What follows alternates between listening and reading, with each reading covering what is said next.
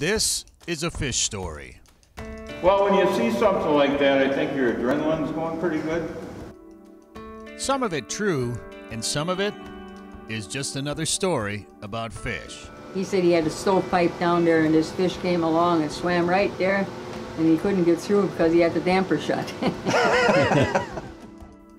Really, really big fish. They claim there's a 300-pounder out here. It's a tradition that's been going on for centuries, and it takes place in Wisconsin. In 1931, the first modern sturgeon spearing season took place on Lake Winnebago. It's one of only 2 places in the United States where this prehistoric fish can be legally speared. Because of the tight regulations on the season, Lake Winnebago has recovered from a sturgeon population that was decimated to a well-balanced population of more than 45,000 fish, making it the largest self-sustaining lake sturgeon population in the world. Jamie Dittman of Brainerd, Minnesota, has been taking a stab at the spearing season for a few years now. Opening morning of sturgeon spearing 2017. We're on Lake Winnebago, just out from Fond du Lac. It's kind of cool to be able to do it, and there's a lot of cool history here with sturgeon, so it's pretty neat to be here. Hey, why do you want to spear a sturgeon? Because they're big. But it isn't just the allure of taking part in a long-standing tradition, but celebrating the conservation success story, seeing friends and family, and enjoying all the culture the area has to offer. The Sturgeon Spectacular in Fond du Lac features a wide variety of events related to their famous fish, and most of them take place on the ice, including a thrilling way to enjoy a windy day on the lake. Now ask anyone who spends time spearing and they might tell you a big fish story. They might just spend just as much time showing you the decoys that they've made. That's the second decoy of the day. We got this one, and then we got a disco ball. A disco ball. Oh, right there. Disco ball.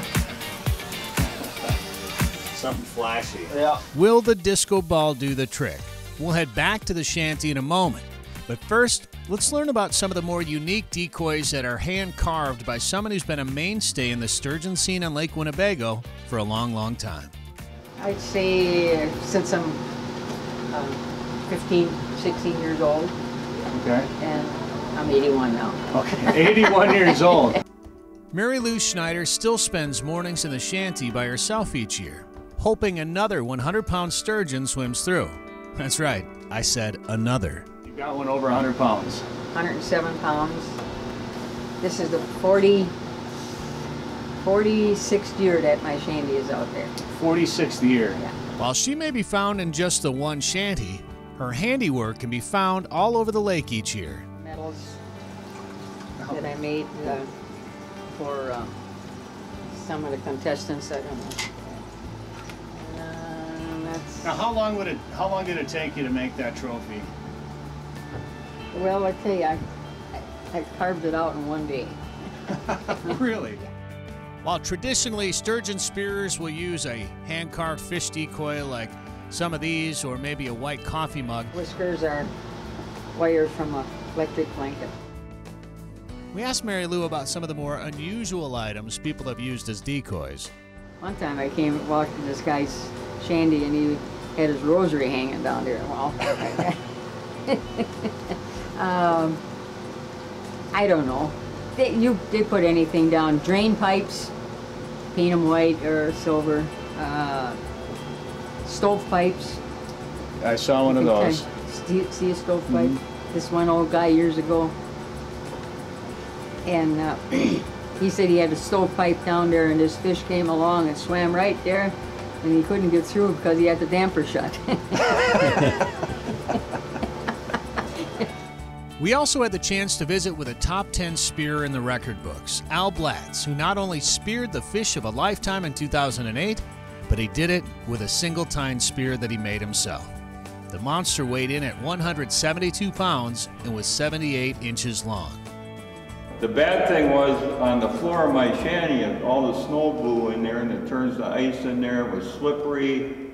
And I thought I'm going to turn the heat way up and thaw my floor out. And I wasn't in there 15 minutes and then this fish came in and I speared it.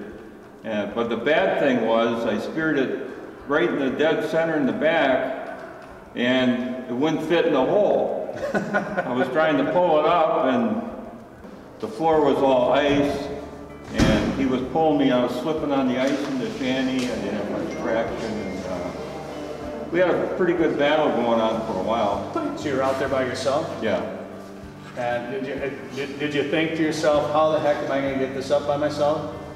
Well, when you see something like that, I think your adrenaline's going pretty good. Yeah. So, but it was pulling me around in there because I couldn't get any traction on the floor, and then finally I kicked the door open. When I got the head up and I gaffed it, I got 1 foot outside the door where I could get some leverage to pull it out. The head came up and I gaffed it and started pulling on the gaff, and I thought the gaff was going to break. These fish out here right now are really huge. You know, 20 years ago, if they speared a couple 100-pound fish, that was really something. Sure. Now these fish are really big. That is one of the reasons why people are drawn to the Fond du Lac area and Lake Winnebago each winter to try their luck at spearing a sturgeon. The success rate averages around 13%, so it isn't easy. But for the chance to do something this unique in the world, it's worth it. That's another year. Nothing today to throw the spear at, but we had a great time in Fond du Lac. We had a lot of other stuff to do too for the Sturgeon Spectacular. Definitely be back next year and give her another shot. We gave her all the time we had this year, but that's how it goes. It's not easy. The Sturgeon Spectacular takes place every year in early February, and there's more to this annual celebration than just spearing a sturgeon. It's a chance for friends and family to reflect on years past, introduce the tradition to the next generation, and respect the conservation efforts that have not only restored healthy populations of this dinosaur fish, but also ensure that it'll be around for a long, long time.